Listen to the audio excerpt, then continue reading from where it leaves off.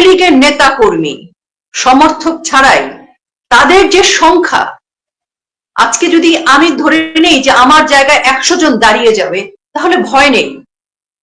কতজন নেতা কর্মীকে তারা অবরুদ্ধ করবে, কত জনকে? এভাবে হয় না।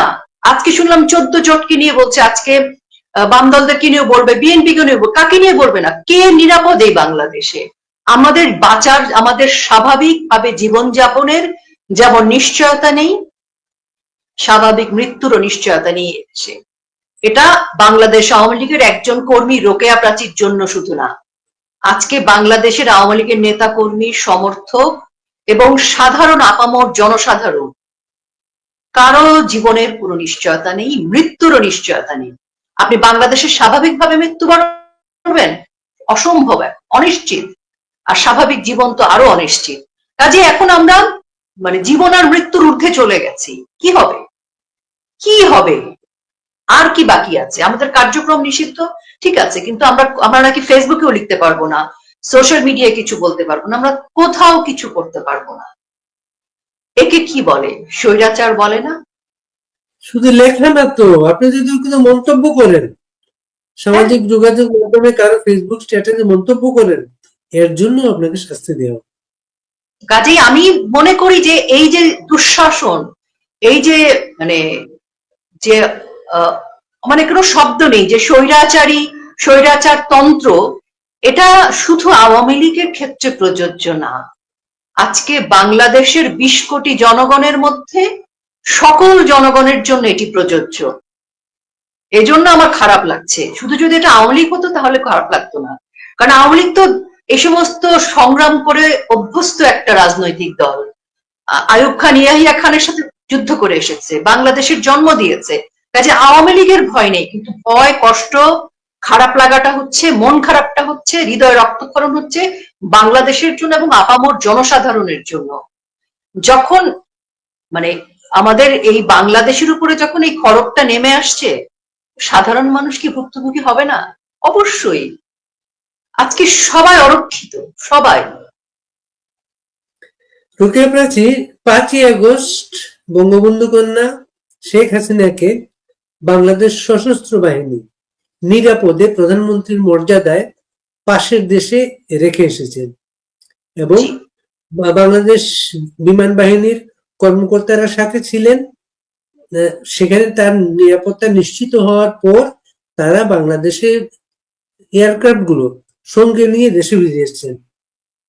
আজ পর্যন্ত তাদেরকে কেউ জিজ্ঞেস করার সাহস পায় না যে আপনারা কেন কাজটা করলেন।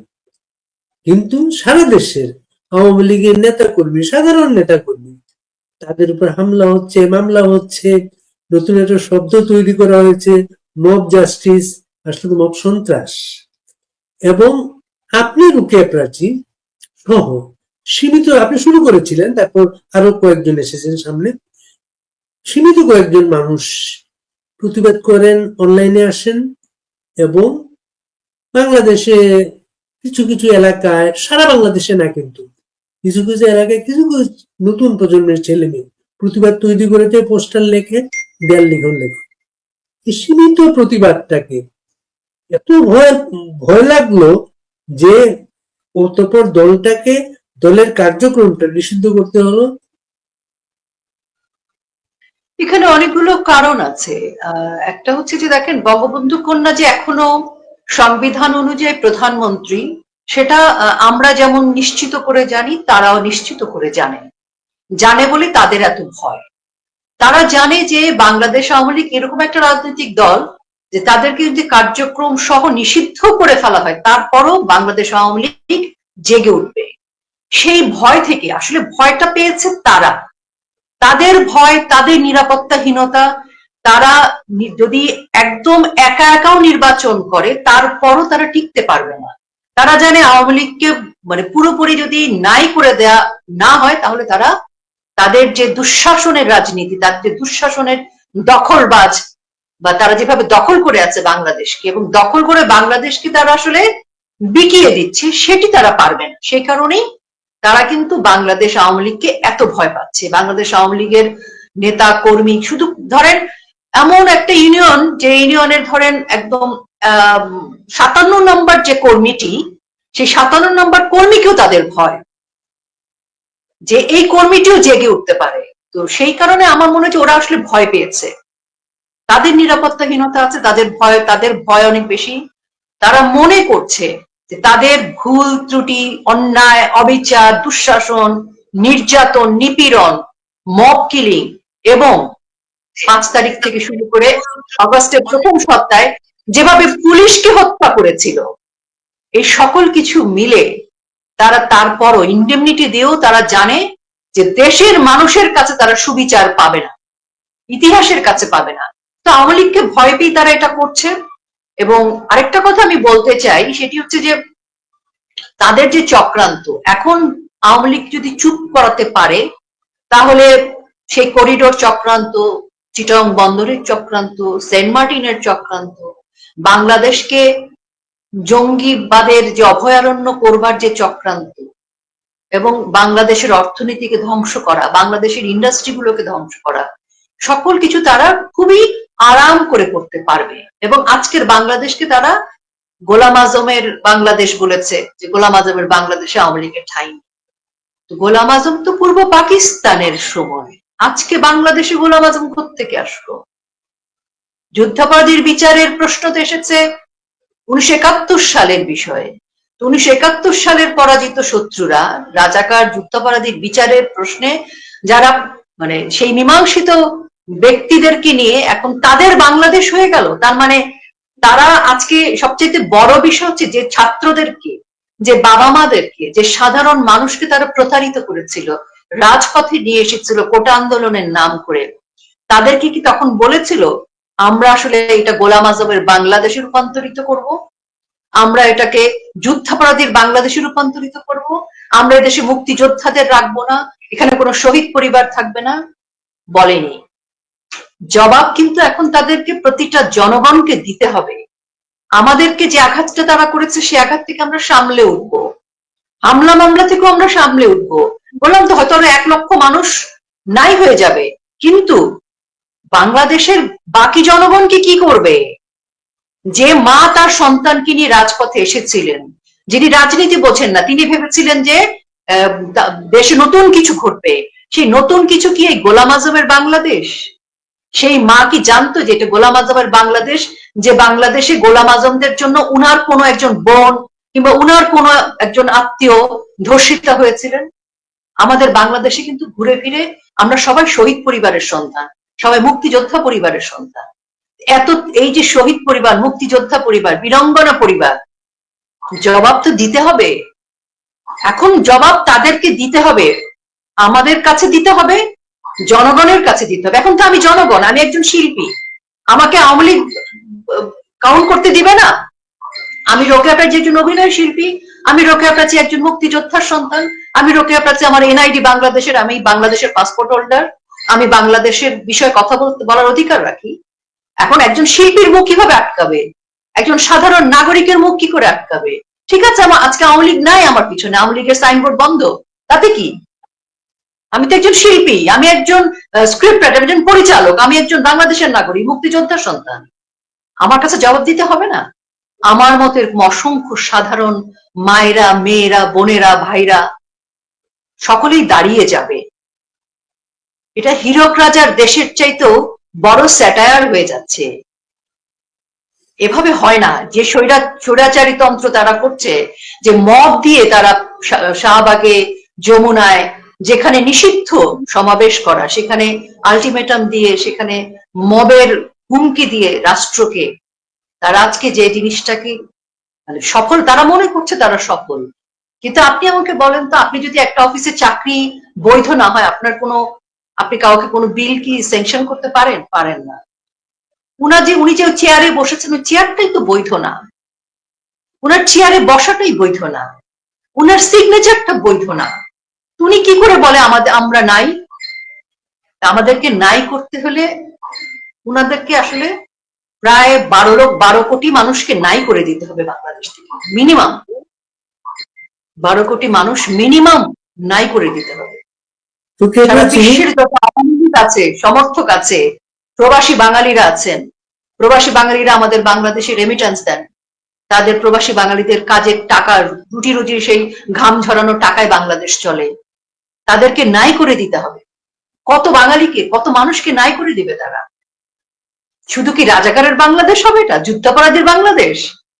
তাদের কথা মতো এটা যুদ্ধাপরাধী, রাজাকার, আলবদর, আল শামস, লাল বদর, তাদের বাংলাদেশ, জঙ্গিদের বাংলাদেশ। তারা এটা ট্যাগলাইনটা স্পষ্ট করে দিয়েছে জাতির সামনে। সারা পৃথিবীর মানুষের কাছে ওনারা স্পষ্ট স্বীকারোক্তি করেছেন, এই বাংলাদেশ, আজকের বাংলাদেশ গোলাম আজমের বাংলাদেশ, যুদ্ধাপরাধীর বাংলাদেশ, রাজাকারের বাংলাদেশ, আলবদর আল শামসের বাংলাদেশ এবং ষড়যন্ত্রকারীদের বাংলাদেশ। এবং এই যাদের বাংলাদেশ বলে তারা চিহ্নিত করেছে, প্রকাশ্যে করেছে, বাংলাদেশের মুক্তিযুদ্ধের পক্ষের যারা, তারা আজ বাংলাদেশে নিষিদ্ধ, বাংলাদেশের মুক্তিযুদ্ধের বিপক্ষের যারা, তারা সগৌরবে প্রতিষ্ঠিত। এবং তাদের মাথার মুকুটের নাম হচ্ছে প্রফেসর ইউনূস। তিনি তাদের নেতা, ৭১ এবং ৭৫-এর পরাজিত শক্তির নেতা। রোকেয়া প্রাচী, এই যে শাহবাগটা, শাহবাগে আপনি গিয়েছিলেন, শাহবাগে জনসমুদ্র হয়েছিল, আপনার ট্যাগ ছিল আপনি শাহবাগী। শাহবাগে আবার শাহবাগে গেল, নিজেরা গিয়ে সমাবেশ করতে পারলো না, সাপ্লাইটা আনলো তাদের কাছ থেকে যারা শাহবাগের বিপক্ষে দাঁড়িয়েছিল। এই পরিস্থিতিকে আপনি কিভাবে দেখেন? আমি দেখি হচ্ছে যে দেখেন 10ই মে ছিল, মানে প্রথমত বলি যে শাহবাগটা ছিল মুক্তিকামী মানুষের জায়গা, যেখানে স্বতঃস্ফূর্তভাবে দেশের মানুষ প্রতিবাদ করেছে, সমবেত হয়েছে, জাগরিত হয়েছিল যুদ্ধাপরাধীর বিচারের প্রশ্নে। এবং তারা যুদ্ধাপরাধীর বিচারের প্রশ্নে শুধু দেশে না, দেশ বিদেশ মিলেই সকলে একত্রিত হয়েছিল। তো সেই গ্লানি, সেই পরাজয়কে তারা মেনে নিতে পারেনি। ৭১-৭৫ সহ মাঝখানে যত হামলা গেছে, জঙ্গি হামলা, আমি আর সেই বিস্তারিত তো গেলাম না। তারপরে যে গণজাগরণের যে বিচার, যুদ্ধাপরাধীদের বিচারের যে মানে বিষয়টি, সেখানে তারা কি করলো, তারা কিন্তু শাহবাগকে বেছে নিল। এবং কারা নেতৃত্ব দিল শাহবাগে? যুদ্ধাপরাধী সেই রাজাকার আলবদর, আল শামস, তারাই কিন্তু শাহবাগে নেতৃত্ব দিয়েছে। আর সামনে আমরা যে এনসিপির যাদেরকে দেখছি, তারাও কিন্তু সেই যুদ্ধাপরাধী জামাত ইসলামের কিন্তু ABCDEFGH গ্রুপ।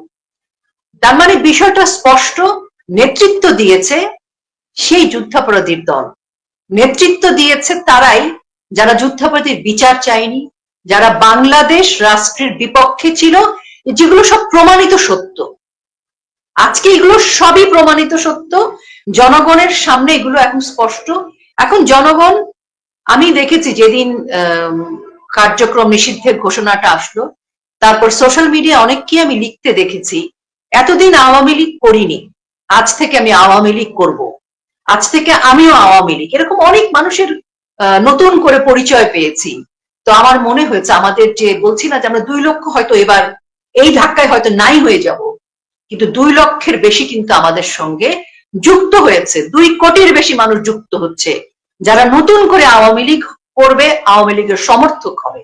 যে অন্তত যদি তা নাও করে, তারা কিন্তু এই যুদ্ধাপরাধী নেতৃত্বের যে দল এখন আমাদের রাষ্ট্রকে দখল করে আছে, ডক্টর ইউনূস সাহেব, তাদেরকে সমর্থন করবে না।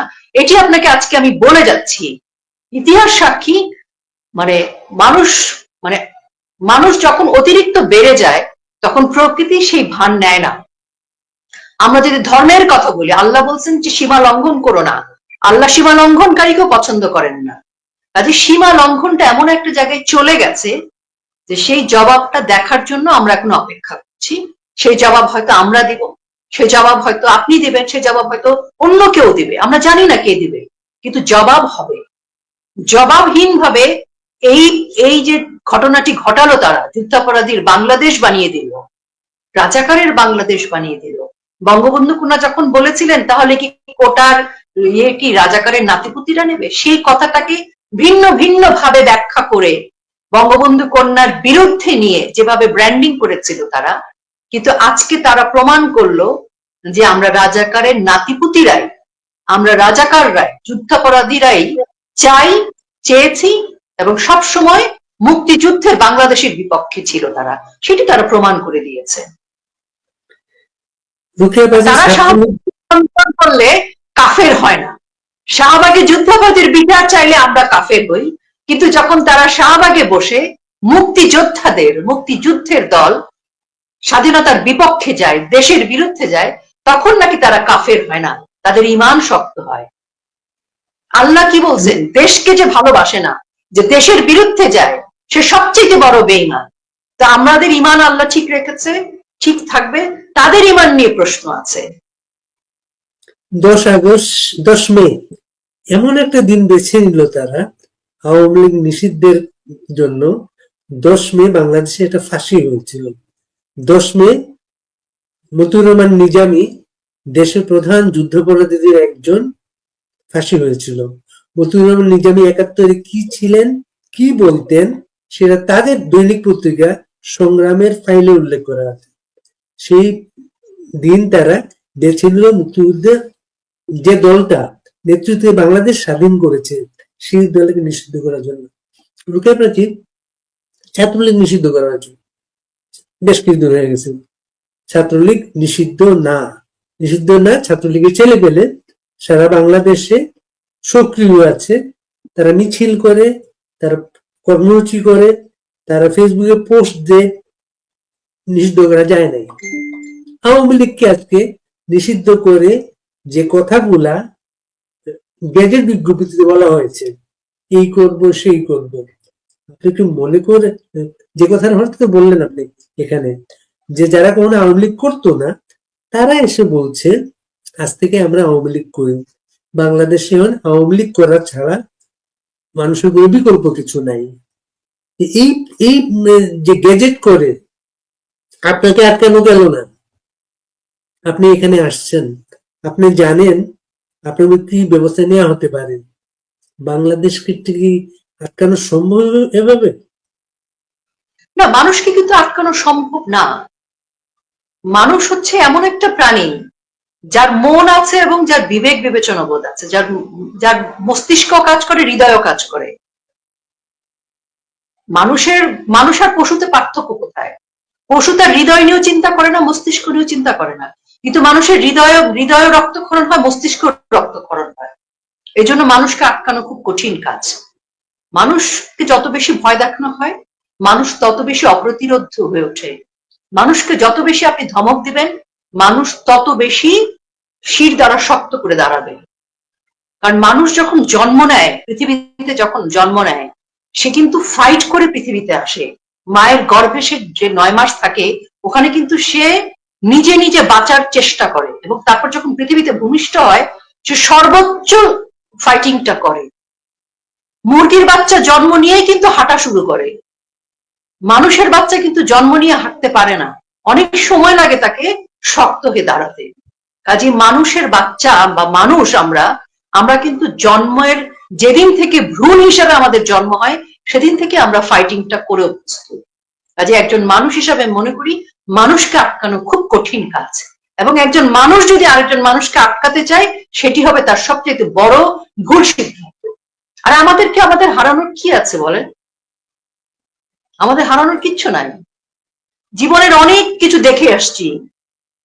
আমি একজন শিল্পী হিসেবে আমার জীবনের অর্ধেক প্রাপ্তি আমি দেখে আসছি। আজকে যদি আমি মারা যাই, আজকে যদি আমার এখানে জীবন থেমে যায়, আমার কি হারাবে? আমাদের অনেক মুক্তিযোদ্ধা আছে যারা কোনোদিন ঘরে ফেরেনি, যাদের লাশও পাওয়া যায়নি, কবরও পাওয়া যায়নি। কিন্তু বাংলাদেশ তো থেমে থাকেনি, বাংলাদেশ তো জন্ম হয়েছে। এরকম বাংলাদেশ, এই বাংলাদেশকে আবার পুনরুদ্ধার করবে কেউ না কেউ। প্রতিবাদটা প্রকাশিত রুকেয়া প্রাচী, আপনি যেমন এখন কথা বলছেন, আমাদের নানা সোর্স গুলা, আমাদের পাতা, ইউটিউব চ্যানেল, সব জায়গায় সবাই কিন্তু মন্তব্য করছেন আইন ভঙ্গ করে, গেজেটকে পরোয়া না করে সবাই কথা বলছেন। এবং গেজেটে উল্লেখ করা আছে, খুব মজার একটা তথ্য, এই গেজেটে শুধু বাংলাদেশ থেকে না, বিদেশ থেকে যদি কেউ মন্তব্য করেন তার বিরুদ্ধে ব্যবস্থা নেওয়া হবে। এমন গেজেট এর আগে বাংলাদেশে ছিল কিনা, রোকেয়া প্রাচী 15 আগস্ট আপনি আক্রান্ত হয়েছিলেন। আপনাকে সেদিন মেরে ফেলতে পারত। সেখান থেকে সাহস নিয়ে আপনি বেরিয়ে এসেছেন, আপনি পিছিয়ে যান নাই। এখন কি প্রস্তুতি আপনার? জেলে যাওয়ার? দেখেন, গত 5 দিন আমার মা হসপিটালে স্ট্রোক করেছেন। আমার মা, আমি দেখতে যেতে পারিনি। আমি কিন্তু আমার মায়ের জন্য টেনশন করছি না, কারণ পৃথিবীতে আমরা এসেছি, আমরা ফেরত যাব। আমিও এসেছি, আমিও ফেরত যাব। প্রত্যেকটা সম্পর্ক, আমাদের জীবদ্দশার সম্পর্কগুলোকে আমরা লালন করি, কিন্তু দেশের সাথে আমাদের যে সম্পর্ক, সেটা হচ্ছে আমার প্রধানতম দায়িত্ব। কারণ আমি যদি আমার জননীর কথা ভাবি, জননী আর জন্মভূমির মধ্যে কোনো পার্থক্য নেই। তো আমার এক জননী হসপিটালে, আর এক জননী আক্রান্ত। তা আমার কাছে মনে হয় যে থেমে যাওয়ার জায়গায় আমি নেই। আমি কোনোদিন থামার মতো মানুষ না। আমি তখনই থামবো যখন আমি ভাববো আমি থামবো। কেউ আমাকে থামতে বললে আমি থামবো না। তো আমি তখনই থামবো যখন আমাকে প্রাকৃতিক ভাবে আল্লাহ আমাকে বলবো যে এবার তোমার সময় শেষ, চলে আসো। সেটা তো ভিন্ন প্রসঙ্গ, কিন্তু আমরা থামবো না। আমি যে কথাটা আজকে আপনাকে বলছি, হয়তো আমি বলছি, কিন্তু আমি আপনাকে বলি, আমাদের বাংলাদেশের তৃণমূলের যত মানুষ আছে, আওয়ামী লীগের, আমার বিশ্বাস যে তারাও থামবে না কেউ। আমরা থামবো না, পিছিয়েও যাব না। হামলা মামলা নিয়ে আমাদের আর মাথার মধ্যে হামলা মামলা নেই, হৃদয় আর হামলা মামলা নেই। ওই যে বললাম না যে মানুষেরই হৃদয় এবং মস্তিষ্ক আছে, তো আমার হৃদয় এবং মস্তিষ্কের মধ্যে হামলা মামলার ভয় আর নেই। এখন একটা জিনিসই আছে, আমরা আমাদের আওয়ামী লীগ নিয়ে ভাববো, দেশ নিয়ে ভাববো, নেত্রীর জন্য অপেক্ষা করছি। নেত্রী আমাদের যে নির্দেশনা দিবেন, বঙ্গবন্ধু কন্যার নির্দেশনা অনুযায়ী আমরা আসলে সেভাবেই এগিয়ে যাব, পিছিয়ে যাব না। পিছিয়ে যাওয়ার কোনো রকমের কোনো পথ নেই। আমরা পিছিয়ে যাওয়ার পথ নিজেরাই বন্ধ করে দিয়েছি। পিছিয়ে যেতে আমরা চাই না, আমরা এগিয়ে যাব। কারণ যদি এগিয়ে আমরা না যাই, আমরা যে জাতি, বঙ্গবন্ধু কোনোদিন পিছিয়ে যাননি, 30 লাখ শহীদ পিছিয়ে যায়নি, আমাদের মুক্তিযোদ্ধারা পিছিয়ে যাননি। আমরা অকৃতজ্ঞ জাতি হতে পারি না। আর যারা আজকে আমাদের বাংলাদেশকে রাষ্ট্রের মুখোমুখি করেছে, দুর্বৃত্ত কতজন, কতজন দুর্বৃত্তের হাতে বাংলাদেশ আক্রান্ত। খুব বেশি দুর্বৃত্ত কিন্তু না। যে কজন দুর্বৃত্ত মিলে আজকে বাংলাদেশে গ্যাজেট করছে, শব্দ শব্দ লিখছে, নজিরবিহীন, ইতিহাসে বিরল এরকম একটি গ্যাজেট প্রকাশিত হয়েছে, ইতিহাসে বিরল। তো আপনি কি ভাবেন তাদের ভয়ে বাংলাদেশের আপামর জনসাধারণ, মুক্তিকামী মানুষ, বা স্বাভাবিকভাবে যদি আমি সমস্ত কিছুকে আলাদা করে ফেলি, কিন্তু একটা খেটে খাওয়া মানুষ, যে মানুষটা বাংলাদেশে স্বাভাবিকভাবে বেঁচে থাকার অধিকার রাখে, যে রাজনীতির কথা চিন্তাই করে না, কিন্তু তার স্বাভাবিকভাবে বেঁচে থাকার অধিকার আছে, সেও কি এটা মেনে নিবে? এরকম স্বৈরাচারী, এরকম নৃশংসতা মেনে নিবে? দুর্বৃত্তায়ন মেনে নিবে? নিবে না কেউ। আমাদেরকে, তাকে যেটা করতে হবে, আমাদের সকলের এনআইডি কার্ডটা ক্যান্সেল করে দিতে হবে। আমাদের বাংলাদেশের 12, 14, 15 কোটি মানুষের নাগরিকত্ব বাতিল করে দিতে হবে। আমাদের সকলকে বাদ দিয়ে দিতে হবে বাংলাদেশ থেকে। বিদেশে যারা আওয়ামী লীগ নিয়ে কথা বলছে, তাদের রেমিটেন্স নেওয়া অস্বীকার করতে হবে। বিদেশিদের কোনো সাহায্য সহযোগিতা, বাঙালিদের সবাইকে বয়কট করে দিক। বয়কট করার পর দেখা যাবে তারা কতজন। এজন্য আমরা ভয় পাচ্ছি না, কষ্ট হচ্ছে কিন্তু ভয় পাচ্ছি না। হ্যাঁ, অ্যারেস্ট হতে পারি, অনেক কিছু করতে পারে। আমি একটা মেয়ে, আমাকে যেদিন মানে মারছিল, আমি শুধু দোয়া করছিলাম যে আল্লাহ আমার ওরা যেভাবে টানা হেঁচড়া করছে, আমার পোশাকটা যেন ঠিক থাকে। সরি, আমি এই কথাটা বলতে বাধ্য হলাম। আমি শুধু আমার পোশাকটা ধরে রাখছিলাম, যে পোশাকটা যেন না ছিঁড়ে যায়।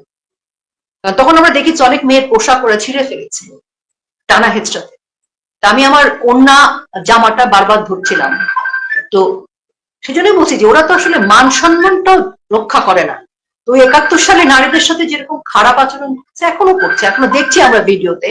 তো আমাদের মানে সবকিছু মিলে আমরা এখন যে জায়গাটা পৌঁছে গেছি, আমরা শুধু একটা কথাই বলবো যে আগে বাড়ো, জয় বাংলা বলে আগে বাড়ো। আমি সবাইকে বলতে চাই যে জয় বাংলা বলে আগে বাড়ো, আর কিছু না। নেত্রী আমাদেরকে নির্দেশনা দিবেন, আমরা অপেক্ষা করছি নেত্রীর নির্দেশনার জন্য। নেত্রী যা বলবেন আমরা সেভাবেই কাজ করব। রোকেয়া প্রাচী, আপনার মায়ের খবরটা শুনে আমাদের মনটা খুব ভারাক্রান্ত হলো। আপনি এই সময়ে মায়ের পাশে থাকার কথা ছিল, আপনি মানুষের পাশে এসে, মানুষের সামনে এসেছেন, মায়ের কথা ভাবেননি। আপনার মায়ের জন্য যদি আমরা সবাই কিছু সমর্থন করতে পারি, আমাদেরকে বলবেন। আপনি নিরাপদে থাকার চেষ্টা করবেন। আপনি রোকেয়া প্রাচী যদি নিরাপদ থাকেন, অনেকের জন্য সাহস হতে পারেন। আমি অনলাইনে একটা বিজ্ঞপ্তি দেখলাম, আজ রাতে কোনো একটা সময় শেখ হাসিনা সম্ভবত অনলাইনে বক্তব্য রাখবেন, নিশ্চয়ই একটা নির্দেশনা আসবে। আপনি সাবধানে থাকবেন রোকেয়া প্রাচী, আপনাকে অভিনন্দন। দোয়া করবেন আমাদের জন্য, এবং আমি আপনার এই আয়োজনের মাধ্যমে সবাইকে বলতে চাই, আমাদের যারা যারা আমাদের ভাইরা, আমাদের আমাদের আওয়ামী পরিবারের সবাইকে বলতে চাই, আমাদের সমর্থকদের বলতে চাই যে আমরা ভয় পাবো না। 1971 সালে আমাদের মুক্তিযোদ্ধারা ভয় পায়নি, বঙ্গবন্ধু কোনোদিন ভয় পাননি। বঙ্গবন্ধুর উপর ভরসা রেখে আমাদের মুক্তিযোদ্ধারা দেশ স্বাধীন করবার জন্য 1971 সালে কিন্তু পাকিস্তানি হানাদার বাহিনীর বিরুদ্ধে ঝাঁপিয়ে পড়েছিল। আজকে বঙ্গবন্ধু কন্যা বেঁচে আছেন, তিনি আমাদের মাঝে আছেন, তিনি আমাদের সাথে সবসময় যোগাযোগ করছেন। আমরাও তার নেতৃত্বে, তার নির্দেশনার উপরে আস্থা রেখে আমরাও এগিয়ে যাব, আমরাও ভয় পাবো না।